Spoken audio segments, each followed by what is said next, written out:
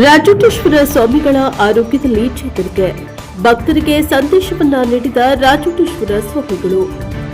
ಗದಗ ಜಿಲ್ಲೆಯ ಅಂತೂರು ಪೆಂಟೂರು ಗ್ರಾಮದ ಬೂದೇಶ್ವರ ಸಂಸ್ಥಾನ ಮಠದಲ್ಲಿ ರಾಜೋಟೇಶ್ವರ ಶಿವಾಚಾರ್ಯರು 33 ದಿನಗಳವರೆಗೆ ಲೋಕ ಕಲ್ಯಾಣಕ್ಕಾಗಿ ಕೈಗೊಂಡಿದ್ದ ಮೌನಾನುಷ್ಠಾನ ಕುರುಳಗೊಳಿಸಿದ್ದ ಶ್ರೀಗಳ ಆರೋಗ್ಯದಲ್ಲಿ ವ್ಯತ್ಯಾಸ ಕಂಡುಬಂದ ಹಿನ್ನೆಲೆ ಅವರನ್ನ ಜಿಲ್ಲಾ ಆಸ್ಪತ್ರೆಗೆ ಚಿಕಿತ್ಸೆಗೆಂದು ರವಾನಿಸಲಾಗಿತ್ತು.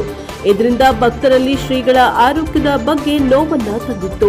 ಇದೀಗ ಸ್ವಾಮಿಗಳು ಆರೋಗ್ಯದಲ್ಲಿ ಸಂಪೂರ್ಣ ಚೇತರಿಕೆ ಕಂಡಿದ್ದು ಚಿಕಿತ್ಸೆ ಪಡೆಯುತ್ತಿರುವ ಆಸ್ಪತ್ರೆಯಲ್ಲಿ ಶ್ರೀಗಳು ಭಕ್ತರಿಗೆ ಸಂದೇಶವನ್ನ ನೀಡಿದ್ದಾರೆ. Bureau report NKS TV4 Gadag. ಆರೋಗ್ಯವಾಗಿ ಚೆನ್ನಾಗಿದ್ದೀವಿ. ನಾವು ನಮ್ಮ ವೈದ್ಯರಿಗೆ ಹಾಗೆ ಸಂಪೂರ್ಣ ಎಲ್ಲಾ ರೀತಿಯಿಂದ ಆರಾಮಾಗಿದ್ದೀವಿ. ಯಾರು ಟೆನ್ಷನ್ ತಗೊಳಕ್ ಹೋಗ್ಬೇಡ್ರಿ. ಎಲ್ಲಾ ಜನರಿಗೆ ನಿಮ್ದು ಊರಿಗೆ ಬಂದು ಭೇಟಿಯಾಗಿ ಒಂದ್ ದಿವ್ಸ ಬಂದು ಬರ್ತೀವಿ.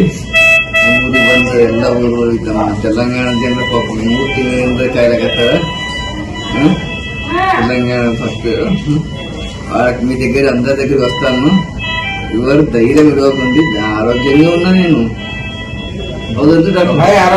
ಆರೋಗ್ಯವಾಗಿದ್ದೀನಿ. ನಾವು ಚೆನ್ನಾಗಿ ಆರೋಗ್ಯ ಅಂತೂ ನಮ್ಮ ಡಾಕ್ಟರ್ ಅಂತೂ ಭಾಳ ಟ್ರೀಟ್ಮೆಂಟ್ ಭಾಳ ಚೆನ್ನಾಗಿ ಕೊಟ್ಟರು. ಟ್ರೀಟ್ಮೆಂಟ್ ಆರೋಗ್ಯವಾಗಿದ್ದೀವಿ.